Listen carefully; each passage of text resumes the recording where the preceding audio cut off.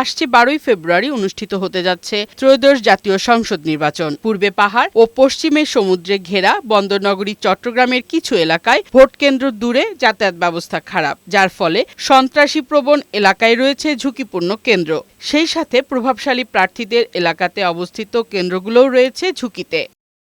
সুষ্ঠু নির্বাচনের লক্ষ্যে ঝুঁকিপূর্ণ কেন্দ্রগুলো চিহ্নিত করে ব্যবস্থা গ্রহণের দাবি নগরবাসীর। ঝুঁকিপূর্ণ আপনার অনেকটাই আছে, এটা প্রশাসন যদি ভালোভাবে আপনার কন্ট্রোল করে এগুলা কন্ট্রোল করতে পারবে। কেন্দ্রগুলো চিহ্নিত করে আপনার যদি ভালো করে যদি নিরাপত্তা যদি ব্যবস্থা করে তাহলে আরো মানে মানুষ উৎসমুখর হবে। তবে ভোটের পরিবেশ বিঘ্ন করার কোনো ঘটনা এখানে ঘটবে না বলে মনে করেন পুলিশের এই কর্মকর্তা। তো ঝুঁকিপূর্ণ আমরা তো সেক্ষেত্রে আমরা জনবল বাড়িয়ে দিই এবং আমাদের উপস্থিতি বাড়িয়ে দিই, আমাদের টহল টিম সেই জায়গাগুলো আরও আমরা বাড়িয়ে দেই সেই জায়গাগুলোতে।